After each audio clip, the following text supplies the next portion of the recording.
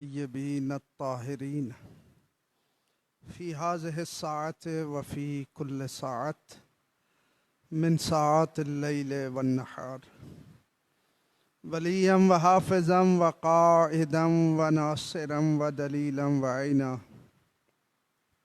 हत्ता तुस्किनहु अर्ज़का तौअन व तुमत्तिअहु फ़ीहा तवीला या रब्ब मुहम्मदिन व आल मुहम्मद सल्लि अला मुहम्मदिन व आल मुहम्मद वअज्जिल फ़रज आल मुहम्मद वहलिक दुव्वहुम मिनल जिन्न वल इंस व लानतुल्लाहि दाइमतु अला आदाइहिम अजमईन मलऊनीन मिनल अज़ल इला यौमिद्दीन।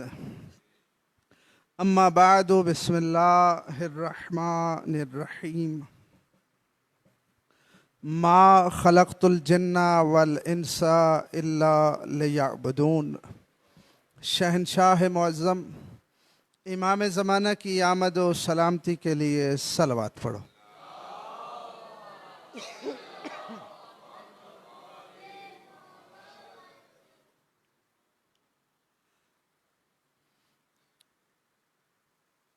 कुरान मजीद से वो आयत मैंने तिलावत की है जिसमें खालिक के कायनात ने इंसानों को मुखातब किया है।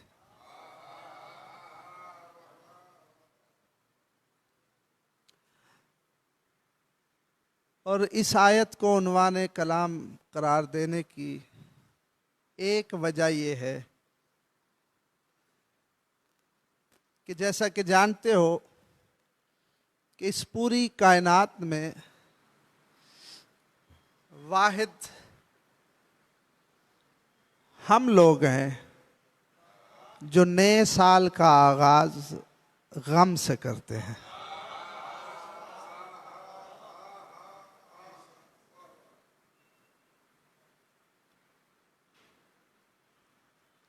बाकी सारी कायनात नए साल का आगाज खुशी से करते हैं और दुनिया हम पे एतराज़ भी करती है कि आप नए साल का आगाज गम से क्यों करते हैं। हमारे उलमा ज़ाकिरीन इसका जवाब देते रहते हैं। मैं अपने अंदाज में जवाब देता हूँ कि हम नए साल का आगाज गम से नहीं करते, बल्कि हम नए साल का आगाज उसके जिक्र से करते हैं जो इंसानियत का मोहसिन है।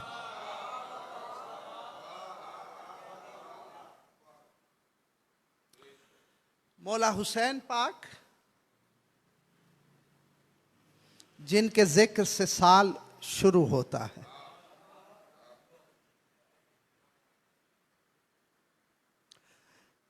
हैरत की बात है कि हुसैन बादशाह के बाबा भी हैं, नाना भी हैं, लेकिन साल का आगाज इस जिक्र से क्यों है। जो बात मुझे समझ आई है उसकी वजह यह है कि नाना है मुसलमानों के लिए,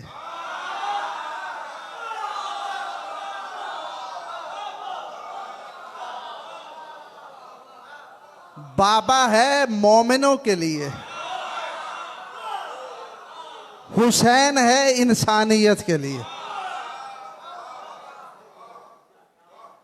यही वजह है कि नाना का जिक्र मुसलमान करते हैं, बाबा का जिक्र मोमिन करते हैं। हुसैन वो है जिसका जिक्र हिंदू भी करते हैं, सिख भी करते हैं, ईसाई भी करते हैं, और जिन कम्युनिस्टों का कोई दीन और मजहब नहीं वो भी जिक्र करते हैं। सब यानी कायनात में कोई मखलूक नहीं जो हुसैन बादशाह का जिक्र ना करे। कभी आपने इस पे गौर किया है कि इसकी वजह क्या है? हालांकि हुसैन की वही शान है जो नाने की है,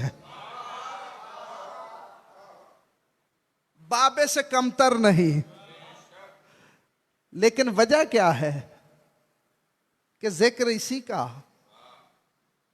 हर जगह पे। बल्कि हद हो गई, कायनात में जब भी कोई मजलिस होती है, चाहे मंसूब किसी के नाम से हो, लेकिन अल्लाह जाने उसे मजलिस हुसैन क्यों कहते हैं। इसकी वजह जो मुझे समझ आई है वो सिर्फ ये है कि अल्लाह के मानने वाले दुनिया में जहां भी कोई जो भी है, उन्होंने अल्लाह के नाम पे इबादत गाहें बनाई।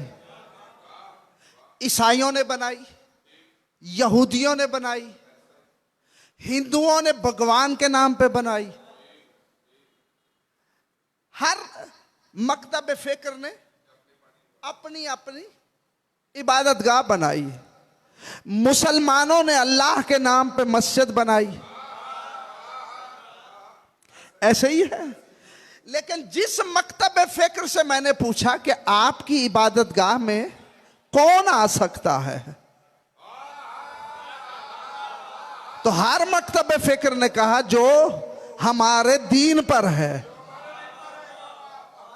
यानी मंदिर में हिंदू जाएगा, चर्च में ईसाई जाएगा, यहूदियों के देर में यहूदी जाएंगे, मुसलमानों की मस्जिद में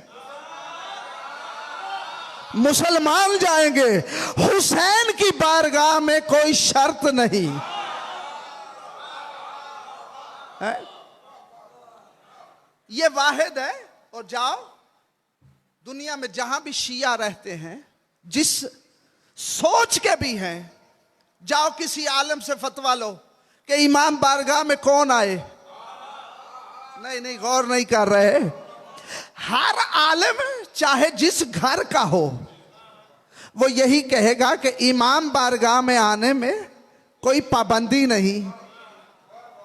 चाहे हिंदू आए, चाहे सिख आए, ईसाई आए, यहूदी आए, कम्युनिस्ट आए, शिया आए, सुन्नी आए, हुसैन का बंदा आए, जो भी आए, कोई पाबंदी है ही नहीं। अच्छा, मस्जिद भी अल्लाह बताती है, समझ आ रही है? चाहे जिस मसलक की भी है, बताती तो वो भी अल्लाह ही है ना। चर्च भी अल्लाह बताता है, मंदिर भी भगवान बताता है, वो भी अल्लाह ही है। समझ आ रही है? आखिर मस्जिद वालों ने अल्लाह बताना किसे है? जो अल्लाह को मानता नहीं, उसका तो मस्जिद में दाखिला ही बंद है, तो फिर अल्लाह किसे बताना है? जो पहले से अल्लाह को मानता है। जो नहीं मानता उसे तो मस्जिद में दाखिला ही नहीं। बल्कि मस्जिद का तो आलम यह हो गया है कि अपनी अपनी मर्जी के अल्लाह वाले को आने देते हैं। समझ आ रही है? यानी जो मस्जिद वालों के अल्लाह को ना माने, चाहे वो अल्लाह को मानता क्यों ना हो, उसका भी दाखिला बंद। तो फिर मस्जिद वालों ने अल्लाह बताना किसे है? और आओ 1400 साल तारीख पे नजर डालो, जितना हुसैन के बारगाह ने अल्लाह बताया। समझ में आ रही है मेरी बात?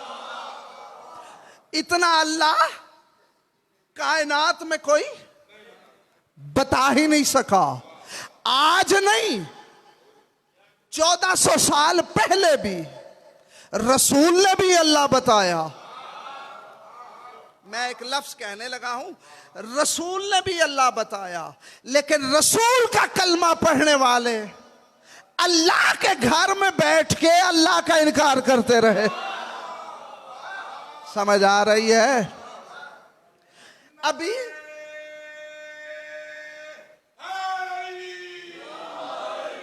यानी रसूल को अल्लाह बताए अभी 50 साल नहीं हुए थे कि उसी अल्लाह के घर में यजीद ने काबे की छत पे बैठ के अल्लाह का इनकार कर दिया है, कुरान का इनकार कर दिया।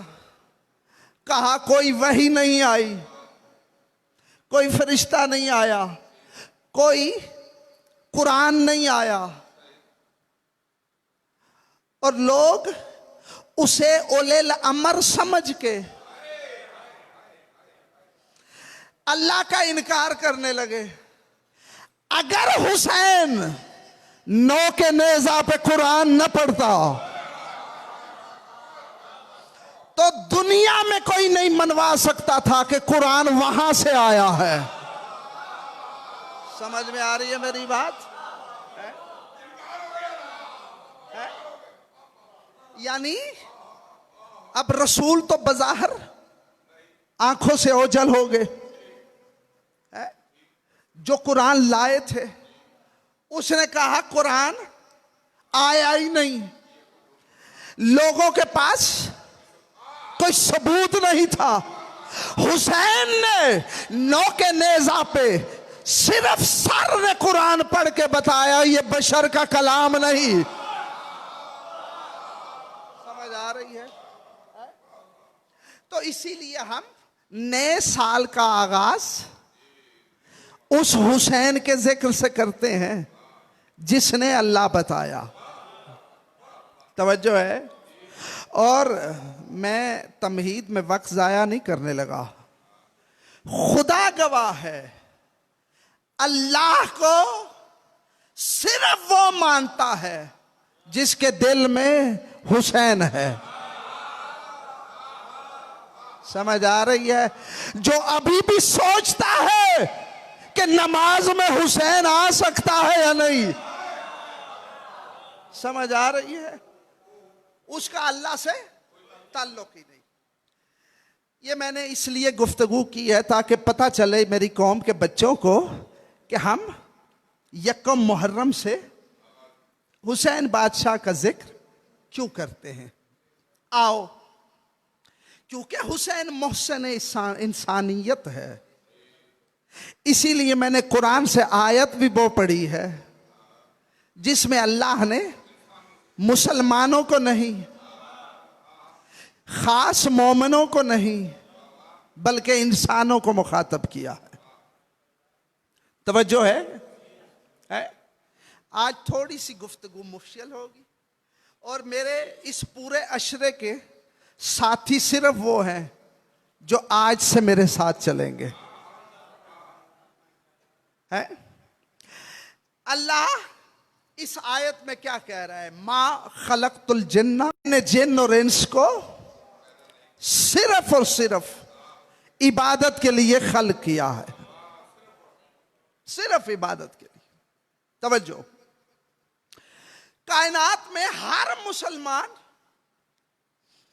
यही दावा करता है कि हम अल्लाह की इबादत करते हैं। ऐसे ही है ना? जिस मुसलमान से पूछो जी आप क्या करते, वो और बात है कि हर किसी ने इबादत अपनी मर्जी की है। समझ आ रही है? आओ, इबादत करने से पहले यह पता करना चाहिए कि इबादत किसकी करनी है। कहीं ऐसा ना हो कि सारी जिंदगी अल्लाह की इबादत करते रहो और मैदान महशर में अल्लाह कहे जिसकी तुम इबादत करते रहे हो वो मैं नहीं। समझ आ रही?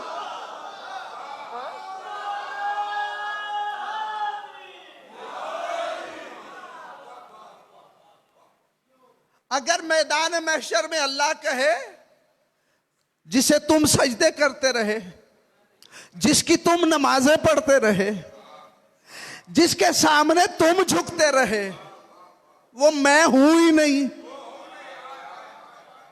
है, तो फिर उस दिन सारे अमल मुंह पे मारे जाएंगे। कहीं ऐसा ना हो कि कलमा गो जिसे अल्लाह समझता रहा,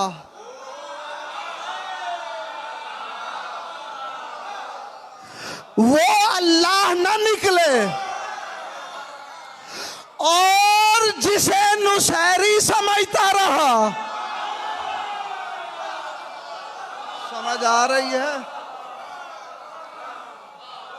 मैदान महशर में वही मुवहिद निकले। समझ आ रही है? यानी जिसे हम मुसलमान समझते रहे, मैदान महशर में वो मुशरिक निकले, और जिसे मुसलमान मुशरिक समझते रहे, वो अल्लाह वाला निकले। समझ आ रही? और ये बात पूरे इस अशरे में जहन में रखना कि हमने तलाश करना है कि अल्लाह वाला कौन है और मुशरिक कौन है। समझ आ रही? ला इलाहा इल्लल्लाह ये एक दावा है जो हर मुसलमान करता है। तवज्जो है? ये जो कलमा पढ़ते हो, कलमा क्या पढ़ते हो? सारे बोलो, क्या माना है इसका? कोई इलाह नहीं अल्लाह के सिवा। इसका यह तर्जुमा गलत है कि कोई माबूद नहीं। क्यों? कलमे में लफ्ज है ला इलाहा, इलाह भी अरबी का लफ्ज, माबूद भी अरबी का लफ्ज। अगर अल्लाह ने माबूद बताना होता तो वो कलमा ऐसे कर देता, ला माबूद इल्लल्लाह। समझ आ रही है? तो इसका मतलब है कि कलमा ये है कोई इलाह नहीं अल्लाह के सिवा। समझ आ रही? ये है एक दावा जो मुसलमान करते हैं और गैर मुस्लिम इसे नहीं मानते। समझ आ रही है? और मुसलमान सारे ये भी कहते हैं कि मौत के बाद कब्र में अल्लाह इसी दावे का सवाल करेगा। मैयत को हिला हिला के नहीं कहते कि फरिश्ते आके पूछेंगे बता तेरा रब कौन है? अल्लाह ये सवाल कब्र में पूछेगा हर बंदे से। सुना है कुछ जवाब देंगे और कुछ जवाब नहीं देंगे। जब मैंने उलमा से पूछा कि जी कौन जवाब दे देगा और कौन जवाब नहीं देगा, तो हर आलिम ने कहा कि जिसके पास दलील होगी। मैं कुछ कह रहा हूं, हैं? वो फरिश्तों को जवाब नहीं देगा, वो दलील बताएगा। समझ आ रही है? और जिसके पास दलील नहीं होगी वो सारी जिंदगी अल्लाह अल्लाह अल्लाह अल्लाह करके मर जाए, वो जवाब नहीं दे सकेगा। तवज्जो है? चलो मैं तमहीद से गुजर गया हूं, अब अगर परवाज करना है तो मेरे साथ रहना।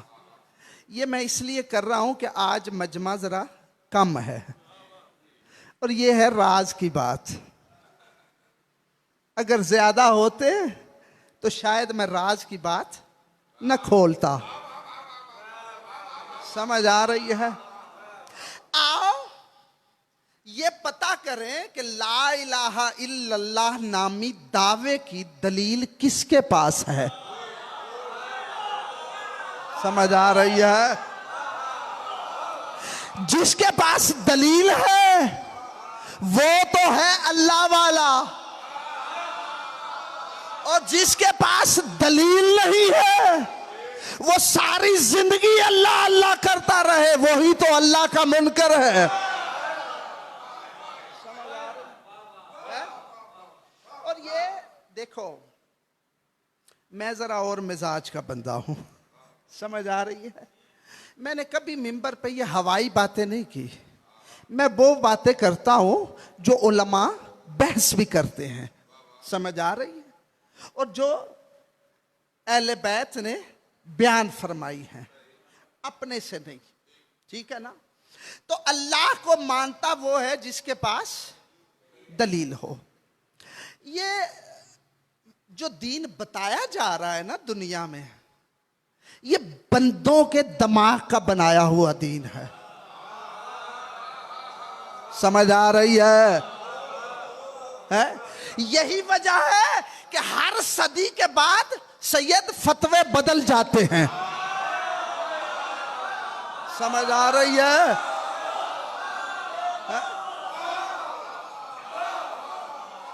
हर कुछ अरसे के बाद फतवा बदल जाता है। क्यों? बंदे ने दिमाग से बनाया था। समझ आ रही है? अगर बंदे दिमाग से दीन ना बनाते तो जो फतवा 1400 साल पहले था आज भी वही होता। समझ आ रही है?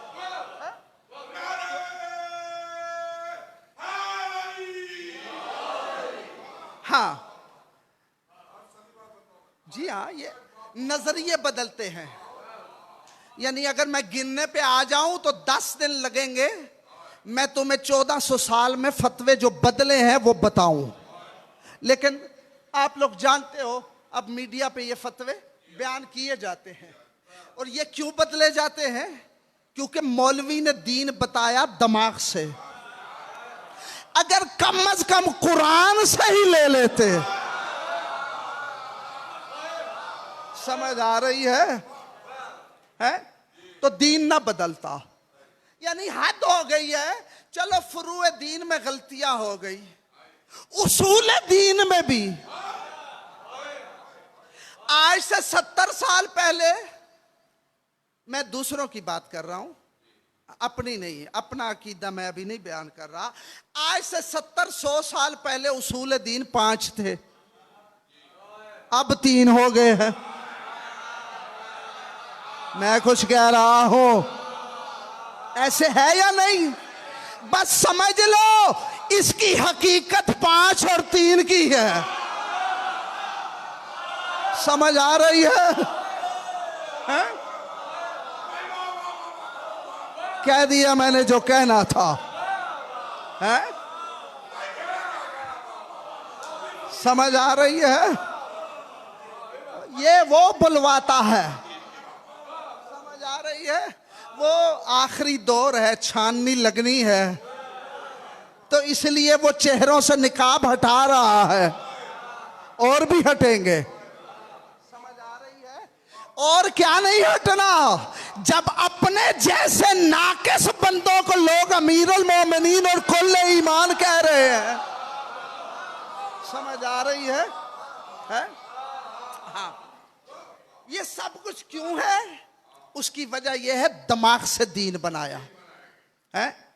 आओ इस्लाम में, अब मैं जरा सख्त बात करने लगा हूं। इस्लाम में सबसे मुश्किल मसला जो है ना, उस पे तो मौलवियों ने कभी तवज्जो ही नहीं की। समझ आ रही? इस्लाम में सबसे मुश्किल मसला है अल्लाह को मानना। समझ आ रही है? यह क्यों मुश्किल है? क्योंकि अल्लाह नजर नहीं आता। समझ आ रही? आपको आता है? नहीं, किसी को नजर आया है? बोलो। तो नजर आया बच्चों? है? बोलो। हम क्या है? मूसा को नजर नहीं आया, और जब उसने जिद की तो एक झलक दिखाई, मूसा बेहोश, बनी इसराइल वाले मर गए। तो जिसकी झलक देख के मूसा जैसा नबी बेहोश हो जाए, इसका मतलब है वो आसान मसला नहीं है, बड़ा मुश्किल है। समझ आ रही है?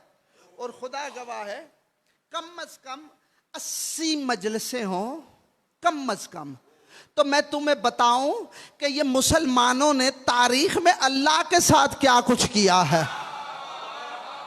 समझ आ रही है?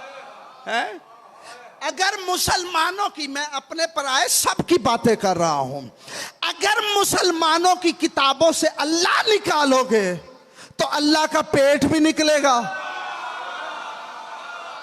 समझ में आ रही है मेरी बात? अल्लाह की टांगे भी होंगी। समझ आ रही है? अल्लाह गुस्से में भी होगा, खुशी में भी होगा, और वहां रसूल को नजर भी आएगा। समझ आ रही है? ये बहुत ही मुश्किल मसला है? इतना आसान नहीं, बहुत मुश्किल है। हारून रशीद मलून के जमाने में 4000 उस जमाने के उलमा को जमा किया हारून ने अपने दरबार में। 4000 यानी पूरे आलम इस्लाम के उलमा को जमा किया, बिठाया दरबार में। बहुत बड़ा मसला है, हल करना है तुमने। क्या मसला है?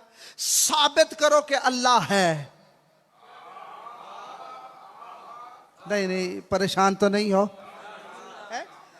3 दिन बहस होती रही, 4000 हर मसलक के उलमा की।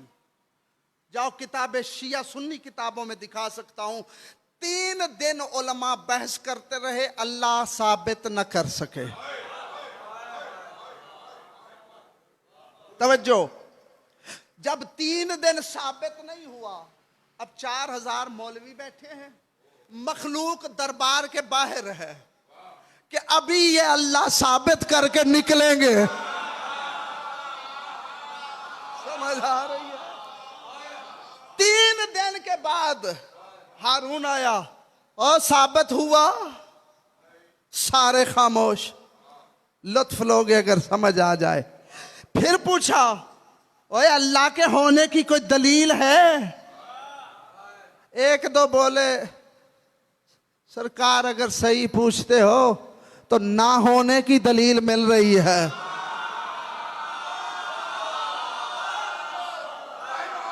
समझ आ रही है? उसके होने की दलील नहीं मिल रही। समझ आ रही है? ओए बाबा, तुम्हें मैं सारा साल रोटी देता हूं, पैसे देता हूं, सारे तुम्हारे खर्चे उठाता हूं, तुम इस्लाम का पहला रुकन नहीं साबित कर सके। 2-4 बोले आहिस्ता आवाज से कि हुजूर अगर अल्लाह मनवाना है ना तो सादे के आले मोहम्मद को बुलवाओ।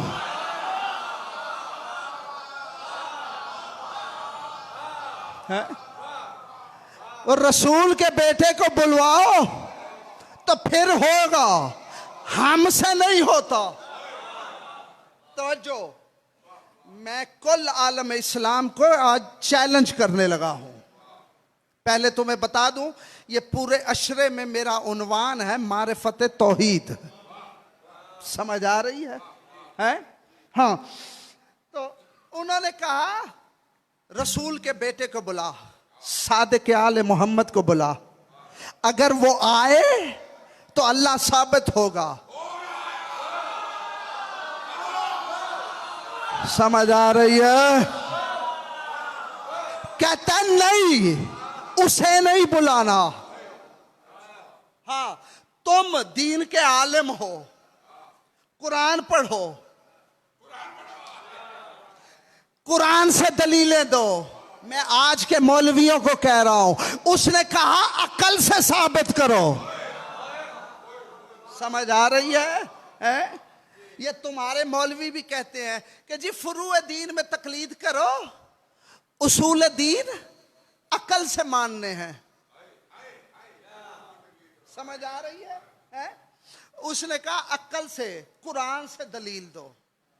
कहा हमसे साबित नहीं होता। और ये शिया सुन्नी ने लिखा है कि तीसरे दिन एक बुढ़िया आई और उसने आके कहा ये मौलवी क्यों जमा हो गए? कहा जी अल्लाह साबित करना है, हो नहीं रहा। बुढ़िया ने कहा ये कोई मसला है, मैं साबित करती हूं। तवज्जो, पहले लुत्फ लोगे और फिर परेशान हो जाओगे। हैं? तू साबित करेगी? कुरान पढ़ना आता है? और नहीं जी कुरान तो नहीं आता।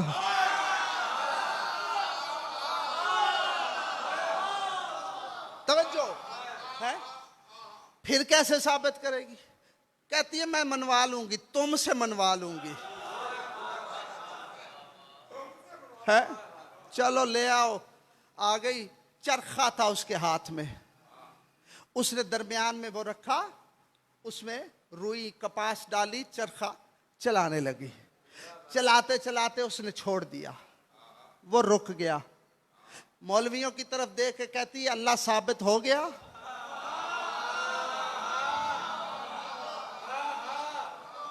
कहते हैं कैसे? कहा एक छोटा सा चरखा है, मैं चलाऊं तो चलता है। समझ आ रही है? अगर हाथ रोक लूं तो रुक जाता है। ये निजाम कायनात जो चल रहा है, तो कोई अल्लाह है? मैंने कहा था पहले लुत्फ लोगे और फिर परेशान हो जाओगे। समझ आ रही है? आज तक तुम्हारे मदारिस में, फरीकैन के मदारिस में अल्लाह के होने की यही दलील दी जाती है जो उस बुढ़िया ने दी। काश मैं वहां होता तो मैं उस बुढ़िया को कहता ये चरखा तूने बनाया है। समझ आ रही है? तो वो ये कहती बनाया मैंने नहीं। समझ आ रही है? मौलवी को इतनी बात भी समझ नहीं आई कि जरूरी नहीं जो चला रहा है वो ही खुदा हो। समझ आ रही है? अल्लाहु अकबर। है? जाओ फरीकैन की तौहीद की किताबें उठा के देखो, आज तक मदारिस में यही पढ़ाया जाता है। ये है तौहीद की दलील। अकल के अंधों, अगर यही दलील तौहीद होती तो फिर सादिक आले मोहम्मद की क्या जरूरत थी?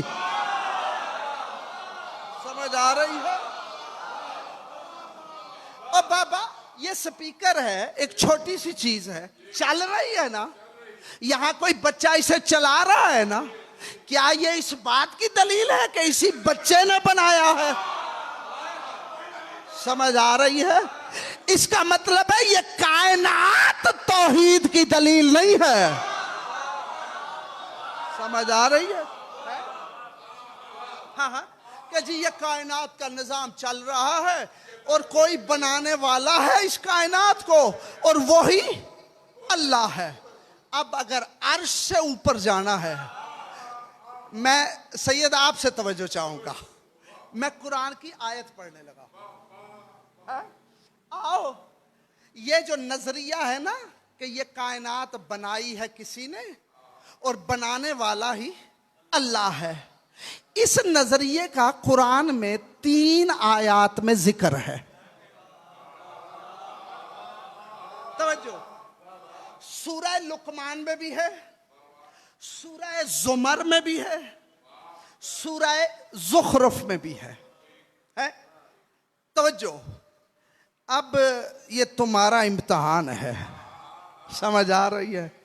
मैं इशारा करके गुजर जाऊंगा। मेरे इल्म के मुताबिक आज तक ये आयत मिंबरों पे पढ़ी नहीं गई, और हलाल ज़ादे लुत्फ लेंगे। समझ आ रही है?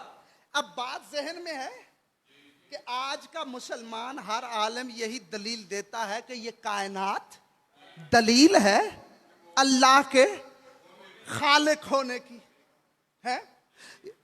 यही रोला पड़ा हुआ है ना कि अल्लाह खालिक है, अल्लाह के सिवा किसी को खालिक कहो तो शिरक है, यही है ना। हाँ, कि अल्लाह खालिक है। आओ, कुरान में अल्लाह रसूल से कह रहा है, तीनों आयत में तकरीबन लफ्ज एक है, जवाब थोड़ा सा अल्फाज मुख्तलिफ हैं, है, लेकिन जवाब एक ही है। तीनों आयत में सवाल एक ही है। अल्लाह रसूल से कह रहा है, वलाइन सालतहुम मन खलक़स समावात वल अर्ज़, ऐ मेरा महबूब इन काफिरों से, इन मुशरिकों से अगर तू पूछे कि ये जमीन और आसमान किसने बनाई है, ला यक़ूलुन्न अल्लाह, ये कहेंगे अल्लाह ने बनाई है।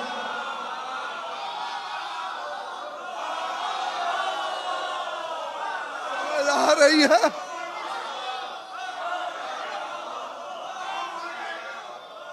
तवज्जो है, समझ आई? ये हदीस नहीं जिसका इनकार करे, कुरान की आयत है? नहीं नहीं, कुरान कह रहा है, अल्लाह कह रहा है, लाइन सालतहुम मन खलक़स समावात वल अर्ज़, ऐ रसूल इनसे पूछ ये जमीन और आसमान किसने बनाई है। ये मुशरिक काफिर बुत परस्त ला यक़ूलुन्न अल्लाह, ये कहेंगे अल्लाह ने बनाई है। इसका मतलब है कायनात का खालिक अल्लाह को मानना ये मुशरिकों का अकीदा होता है।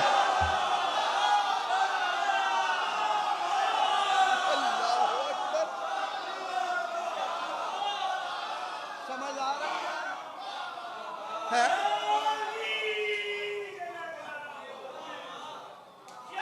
अल्लाहू अकबर।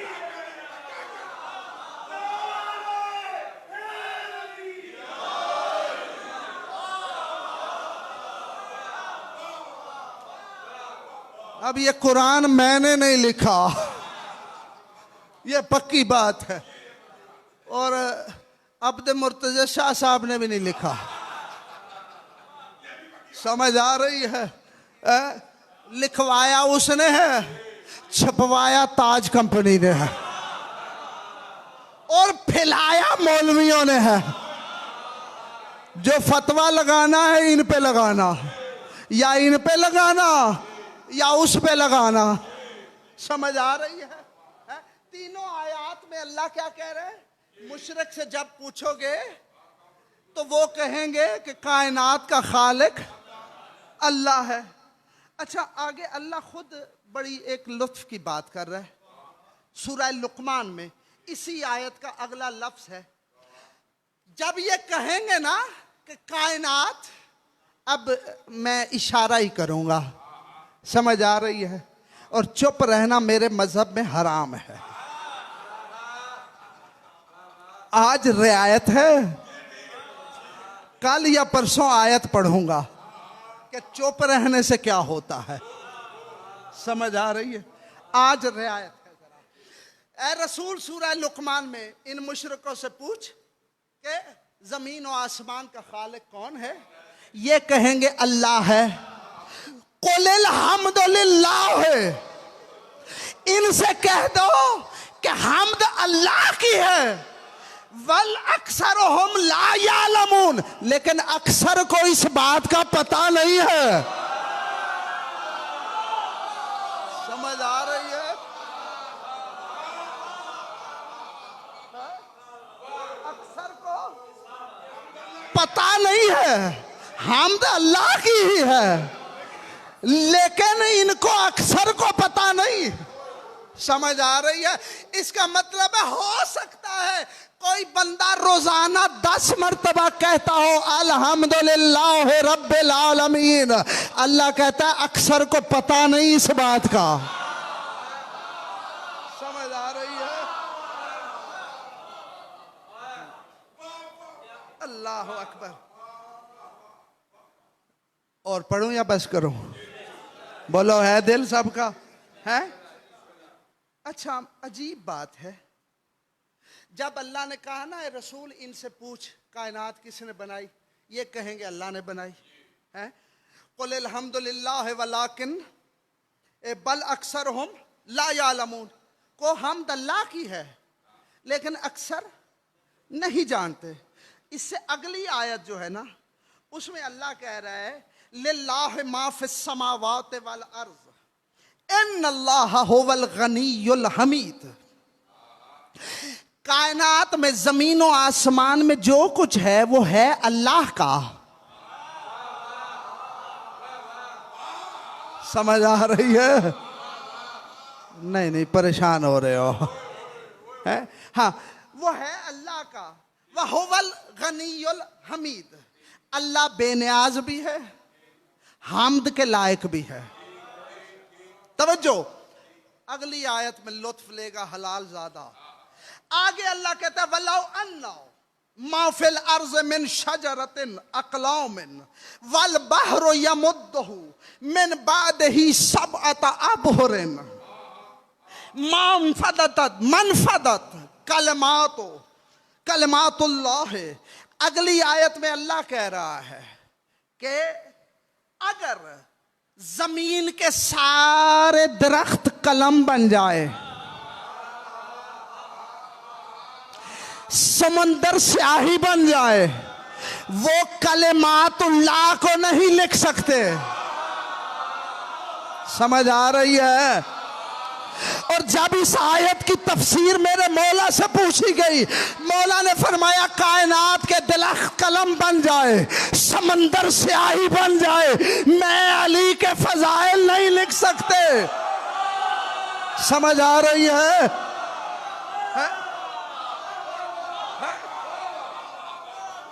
तो जो पता नहीं ये चक्कर क्या है।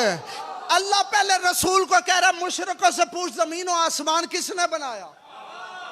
जब वो कहे कि अल्लाह ने बनाया तो इनसे कह दे हमद अल्लाह की है, लेकिन हमद करने वाले भी नहीं जानते। समझ आ रही है? इसके बाद अल्लाह को तो चाहिए था अपनी तारीफें करता। ये क्यों कह रहे कि कायनात के दरख्त कलम बन जाए तो वो कलिमातुल्लाह के फजाइल नहीं लिख सकते। और मौला ने फरमाया नाहनो कलिमातुल्लाह है, अल्लाह का वो कलमा हम ही तो है। समझ आ रही है? इसका मतलब है ये कलिमातुल्लाह का, ये कायनात बनाने में कुछ ना कुछ है। ये अभी मैं कह रहा हूं कुछ ना कुछ है। समझ आ रही है? हाँ, इसका मतलब है कुरान के नजदीक अगर अल्लाह को डायरेक्ट कायनात का खालिक कहोगे तो यही शिर्क होता है। समझ आ रही है? हाँ, चलो, मैं बात क्या कर रहा था कि ला इलाहा इल्लल्लाह की दलील जरूरी है। अकल की दलील इसलिए काफी नहीं कि अकल है ही इतनी सी। और मौलवी कहते हैं अल्लाह लामहदूद है, तो जो लामहदूद है वो इतनी अकल में कैसे आए? समझ आ रही है? तो फिर अकल दलील नहीं है? ये कायनात भी दलील नहीं है। तो फिर अल्लाह के होने की दलील क्या है? बोलो, आपके पास कोई दलील है? बोलो, ताड़े कोल है दलील है? फिर ला इलाहा इल्लल्लाह पढ़िए या ना पढ़िए, दावा जितना बड़ा हो अगर दलील ना हो जज उसे रद्द कर देगा। समझ आ रही है? तो फिर ला इलाहा इल्लल्लाह पढ़ना मुश्किल हो जाएगा। है? तो अगर दिल हो तो इसकी दलील आज ही तलाश करें, नहीं अगर दिल हो तो कल ना तलाश करें। चलो मैं इशारा कर दूंगा। है? हाँ, आओ, जो वाकया मैं पढ़ने लगा हूं शिया सुन्नी हर मजहब की तारीख की किताब में मौजूद है, और इतना मशहूर वाकया है, मैं इशारा करूंगा बच्चों को भी समझ आ जाएगी। पुराने जमाने में स्कूल में चौथी पांचवी की दीनियात में भी होता था। अब पता नहीं, शायद हो, जो बच्चे पढ़ते हो बताना है या नहीं। मेरे रसूल ने, कायनात के रसूल ने अल्लाह की सबसे पहले जो दलील दी थी वो मक्का में दी थी। रसूल अल्लाह बताने आया था ना, बोलो, है? मक्के में रसूल अल्लाह बताने आया है? मैंने रसूल की जिंदगी को पढ़ा जो किताबों में है? मैं पढ़ता रहा। 23 बरस रसूल ने लोगों को अल्लाह बताया ही नहीं।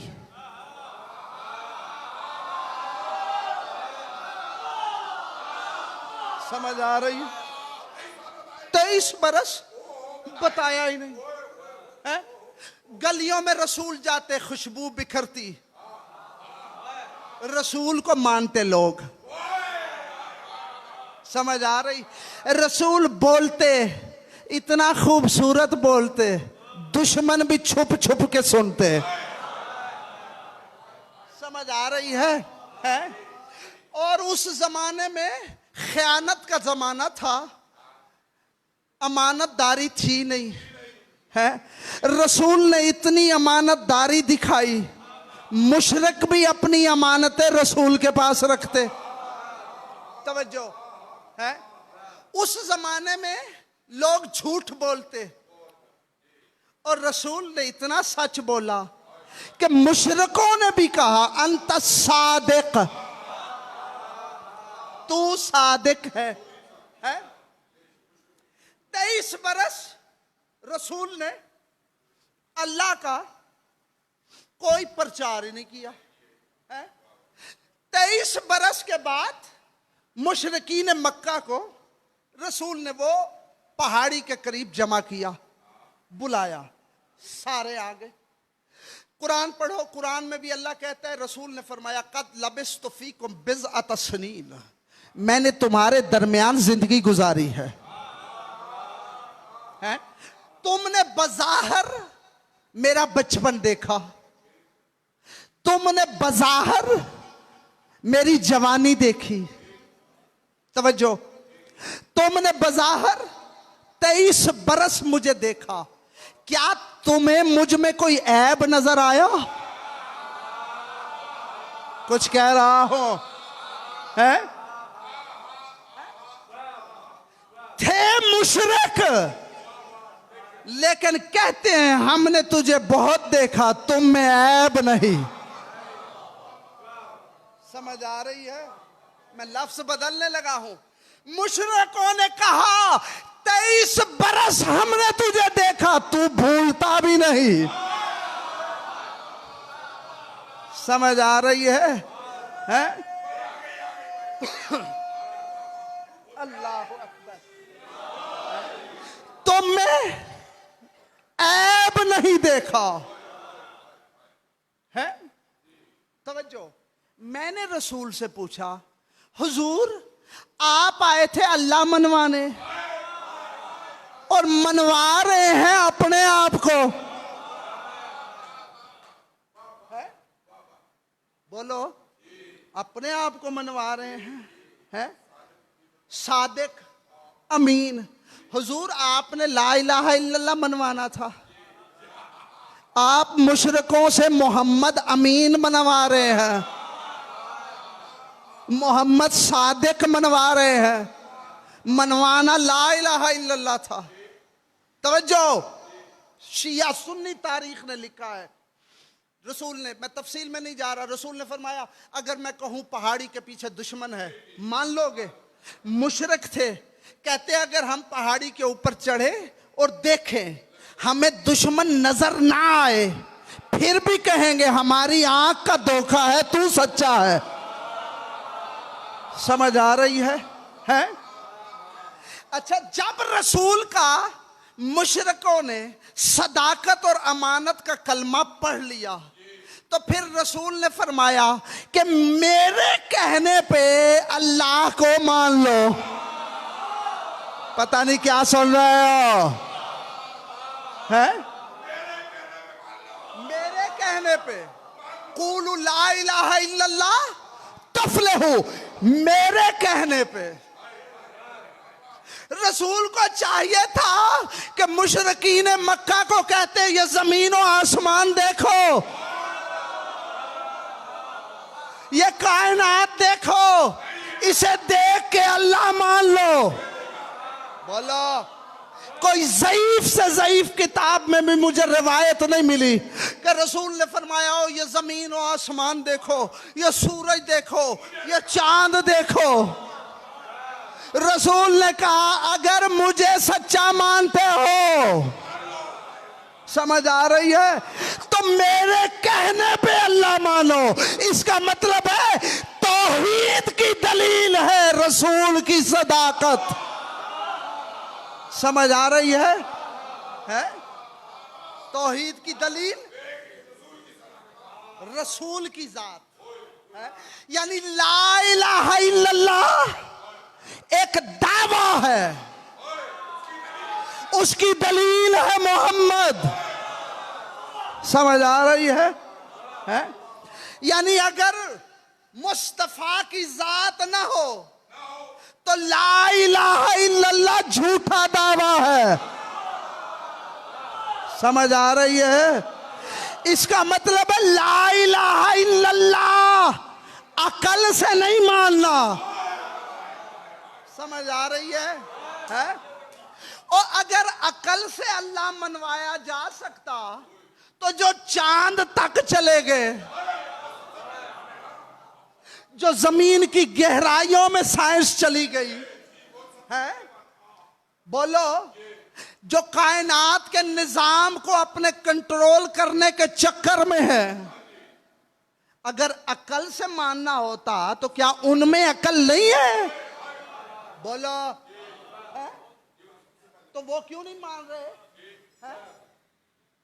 इसका मतलब है कि तौहीद की दलील अकल नहीं, जात मुस्तफा है। समझ आ रही? परेशान तो नहीं हुए? ये एक तमहीद थी, इसे जहन में रखना। आगे इंशाअल्लाह इस अशरे में हम यही बताएंगे कि अल्लाह को मानता कौन है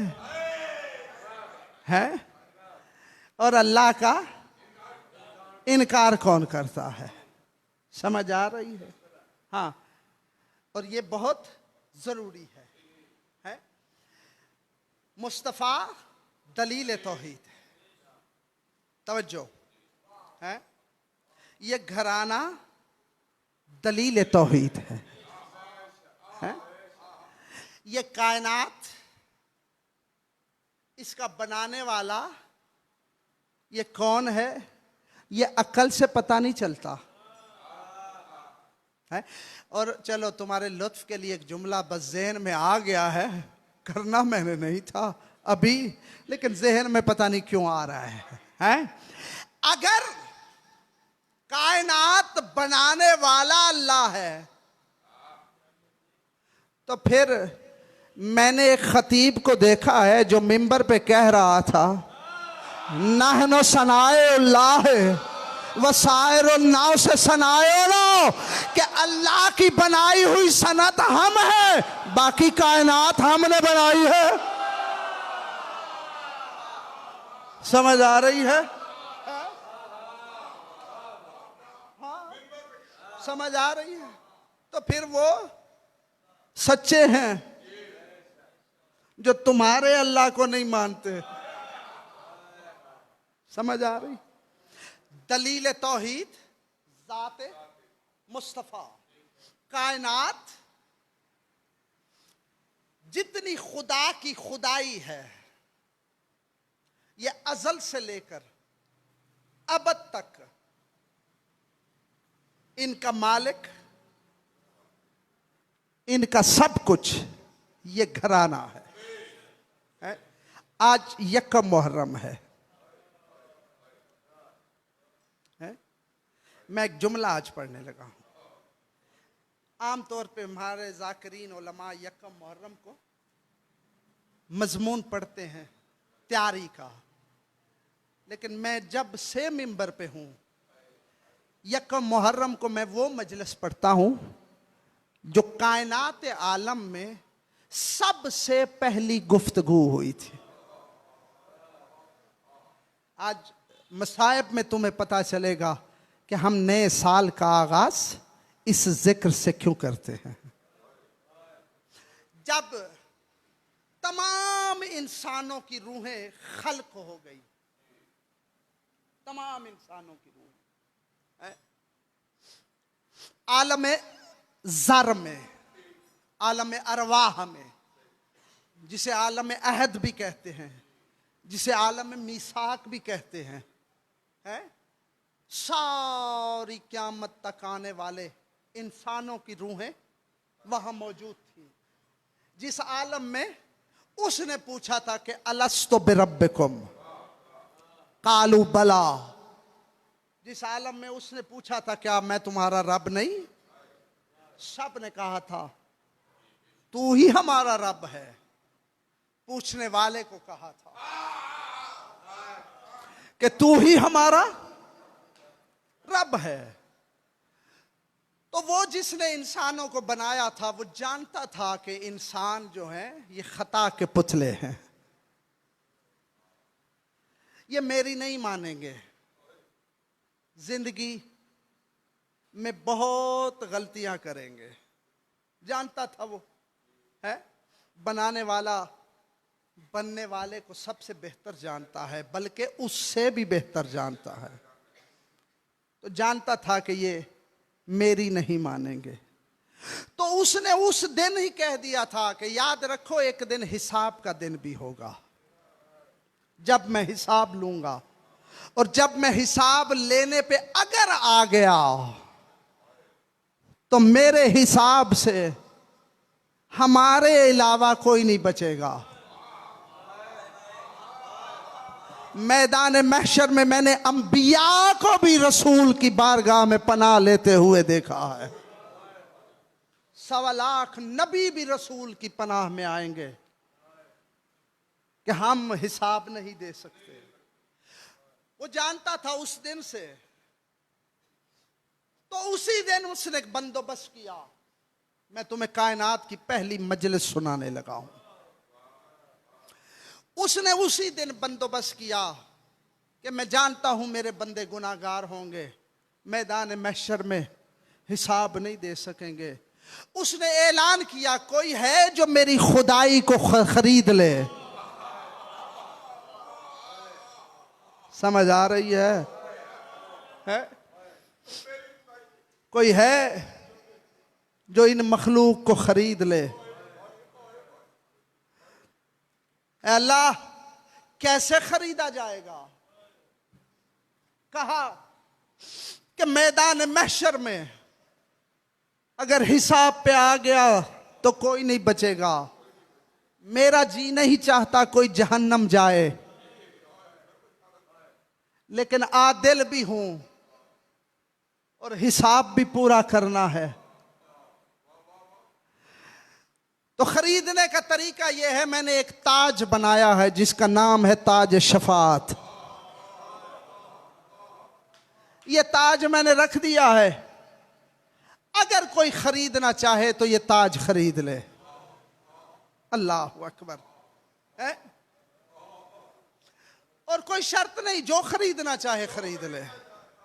आप सब भी उस मजलिस में थे, जितने बैठे हो सारे वो तुम्हें अब याद नहीं, एक वक्त आएगा जब तुम्हें वो मजलिस फिर याद आएगी। मखलूक ताज की खूबसूरती को देख के आगे बढ़ी, लेकिन आवाज आई, याद रखो इस ताज की कुछ शर्तें हैं। आदम क्योंकि इंसानों का बाप है, अबुल बशर है, वो आगे बढ़ा कि मैं जो अबुल बशर हूं, मेरा हक बनता है कि मैं ताज खरीदूं। जैसे ही आगे बढ़ा, शर्तें देखी, रोता हुआ वापस चला गया।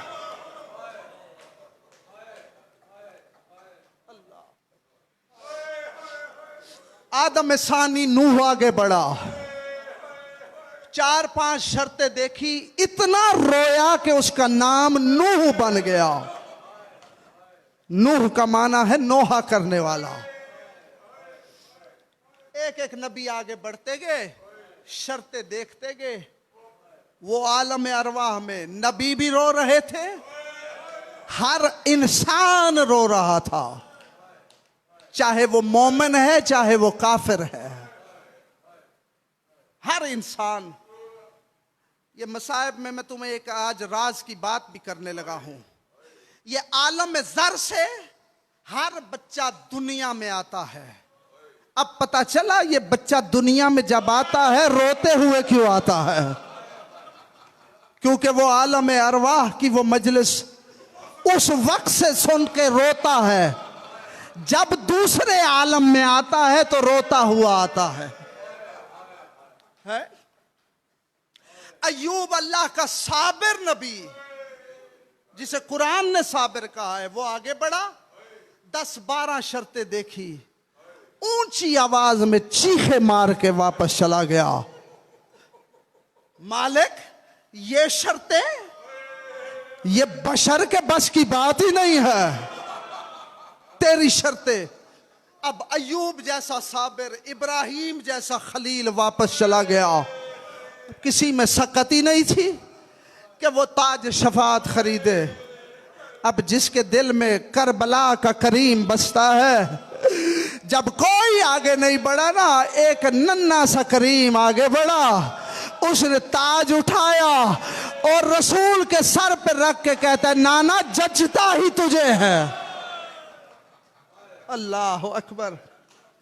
नाना ये ताज सिर्फ तुझे जचता है। अल्लाह अकबर। बस नाने के सर पे ताज रखना था, रसूल की आंखें नहीं सावन का बादल। अल्लाह अकबर। हुसैन शर्तें तो देख ले, नाना मैं करीम हूं, बल्कि मैं कहा करता हूं, नाना मैं करम का खालिक हूं, मैंने ताज तेरे सर पे रख दिया है, अब शर्तें जाने और करबला का गरीब जाने। अल्लाह अकबर। ये रोने के दिन हैं। आज के दिन से खुसूसन सैयदा हर बारगाह में आई है। अल्लाह अकबर। यकीनन देखने आई है कौन मेरे हुसैन का पुरसा देने आता है। नाना अब शर्तें जाने, करबला का गरीब जाने, मैंने ताज रख दिया है, मुआहदा हो गया, खुदा की खुदाई खरीद ली हुसैन ने। गुजर गया वक्त, मदीना शहर, मुतकद्दमीन जाकिरीन इस अंदाज में पढ़ा करते थे। ये रिवायत है मेरे 9वें मालिक से, आलम ज़र की। गुजर गया वक्त, आ गया मदीना, मस्जिद नबवी है, रसूल का सर सजदे में है, पुश्त रिसालत पे हुसैन है, 72 तस्बीहें रसूल ने पढ़ी। अल्लाह अकबर। हर तस्बीह पे हुसैन रो के कहता है अल्लाह अकबर, अल्लाह अकबर। जब नमाज पढ़ के रसूल चले गए, घर पहुंचे रसूल, काफी देर गुजर गई, हुसैन नहीं आया। बेचैन हो के तड़प के रसूल हुसैन की तलाश में निकले। क्या देखा, मस्जिद के बाहर जमीन पे बैठा है, अल्लाह अकबर। अगर समझ जाओ, मुतकद्दमीन पढ़ते थे जमीन पे हाथों से उंगलियों से हुसैन कोई नक्शा बना रहे थे। रो भी रहा है, जमीन पे उंगलियों से नक्शा बना रहा है। मेरा लाल जमीन पे क्यों बैठा है, रो क्यों रहा है? नाना, तेरी 72 तस्बीहों के बाद जिब्रील आया था। ज़बान हाल से पढ़ रहा हूं, जिब्रील आया था। जिब्रील ने कहा हुसैन, अल्लाह चाह रहा है कि वो शफाअत वाले मुआहदे पे दस्तखत हो जाएं। अल्लाह अकबर। रो के कहा जिब्रील, मुझे कोई इनकार है? ले आ, बता क्या शर्तें हैं तेरे अल्लाह की। अल्लाह अकबर। जब शर्तें शुरू हुई ना, पहली शर्त लिखी हुई थी, तेरी मां ने दरबार जाना है।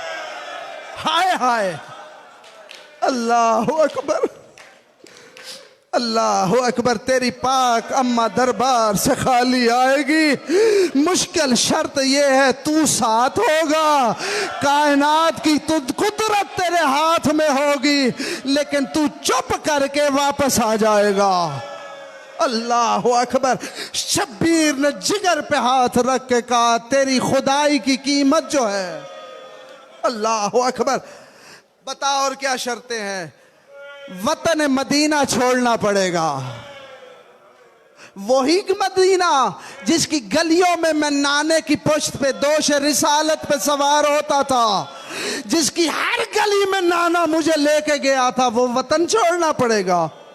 हाँ हुसैन, वो चाहता है वतन मदीना छोड़ना पड़ेगा, वीर हसन की कब्र छोड़ के जाना पड़ेगा। अल्लाह अकबर। मंजूर है, बांधे हुए एहराम तोड़ने पड़ेंगे। नाना मैंने कहा मंजूर है। अब जो गैरतमंद बैठे हो, तुम्हारे हिस्से का लफ्ज है, बहनों बेटियों के साथ जंगल बियाबान का सफर करना पड़ेगा, करबला की जमीन पे आके डेरे लगाने पड़ेंगे। कहा मंजूर है। मैं बस जल्दी करने लगा हूं, 2 या 4 मिनट और पढ़ना है। करबला की सरजमीन को आबाद करना है, मंजूर है। और तेरे घोड़े की लगाम में हाथ डालेगा। अल्लाह अकबर। अगर समझ जाओ तो करीम कहता है दिल से कबूल कर लूंगा। मेहमान जो है, और जैसे मेहमान कुर्बान करने पड़ेंगे, मंजूर है। हबीब जैसे दोस्त तो यार कुर्बान करने पड़ेंगे, कहते हैं मंजूर है। मुस्लिम बिन ओसजा जैसे साथी मारे जाएंगे, मंजूर है। 72 बेगोर कफन पड़े रहेंगे, कहते हैं मंजूर है। आगे कहा ओन मोहम्मद के लाशें जमीन करबला से बाहर गिर जाएंगे, कहता है मंजूर है। कासम की लाश के टुकड़े जमीन करबला में तकसीम हो जाएंगे। जिसने मातम करना है जिगर पे हाथ रख के कहता है सह लूंगा। अल्लाह अकबर।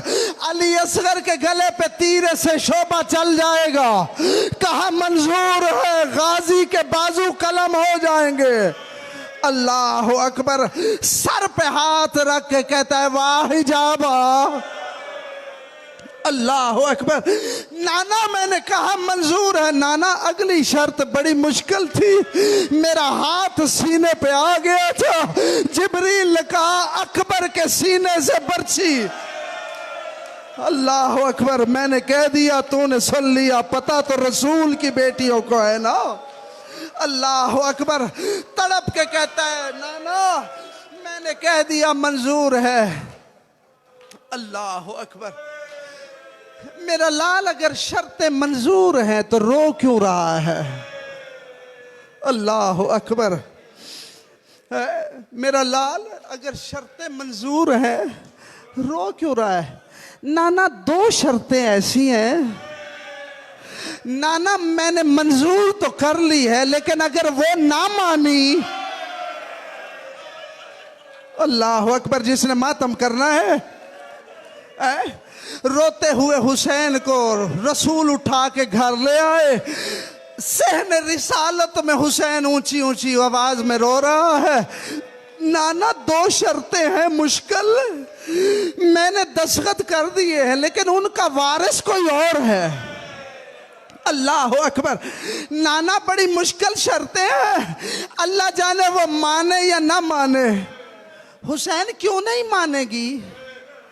नाना नाना तू जानता है ना वो बाबे के सामने भी नहीं आती। हाय हाय, इससे ज्यादा मैं नहीं पढ़ सकता। नाना उसके चेहरे को मेरे बाबे ने भी पूरी तरह नहीं देखा। नाना उसकी चादर पे कभी सूरज की नजर नहीं पड़ी। नाना वो बाबे से भी नहीं बोलती। नाना उसे चलना नहीं आता। मातम अल्लाह अकबर। नाना अगर वो ना मानी, जब कहा ना तो गहवारे से रोती हुई शाम वाली कहती है, ओ मेरा गरीब अल वतन वीर, तूने दस्तखत कर दिए हैं, अब तेरी मुसाफिरा बहन जाने कूफे और शाम। अल्लाह अकबर, अल्लाह अकबर, अल्लाह अकबर। रोते भी आओ, दुआ भी मांगते आओ। अल्लाह करे इनका बदला लेने वाला जल्दी आए, अल्लाह करे वो जल्दी आए, आके इन मलूनों से एक मर्तबा पूछे तो सही क्या बेवारस समझते रहे हो? खुदा की कसम, अल्लाह का कलमा पढ़ने वाले इस घर की तरफ ऐसे देख रहे थे जैसे इनका कोई वारिस ही नहीं है। अल्लाह अकबर। बस आखिरी लफ्ज, आज माफ करना जरा वक्त ज्यादा हो गया, लेकिन जहन में रखो कि तुम लाहौर रहते हो। लाहौर में उसकी बहन तुम्हारी मेहमान है। हो नहीं सकता भाई की मजलिस हो और बहन ना आई हो। जरूर आई होगी, सुना है लाहौर में रहती है। अल्लाह जाने किस किस बारगाह में जाती होगी, और गुर्बत में भाई ज्यादा याद आते हैं। अल्लाह अकबर। रो के कहता है, नाना नाना वो तो मदीने की गलियों से भी वाकिफ नहीं। और नाना मैंने देखा है, मैंने उस वक्त आलम अरवा में देखा है, जब तेरी मजार पे जाएगी ना तो हर चंद कदम पे बैठ के कहेगी, बाबा मैं थक गई हूं।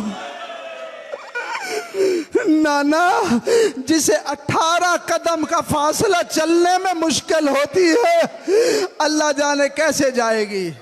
अल्लाह अकबर। बस खत्म कर दिया। दूसरी शर्त नाना, दूसरी शर्त जो है ना वो इससे भी मुश्किल है। नाना वो फितरत बशर के खिलाफ है। मैंने लफ्ज कह दिया, बस इसी को समझना और कबूल करना। नाना नाना मैंने नहीं सुना 5 साल की बेटी भाई के बगैर रह जाए।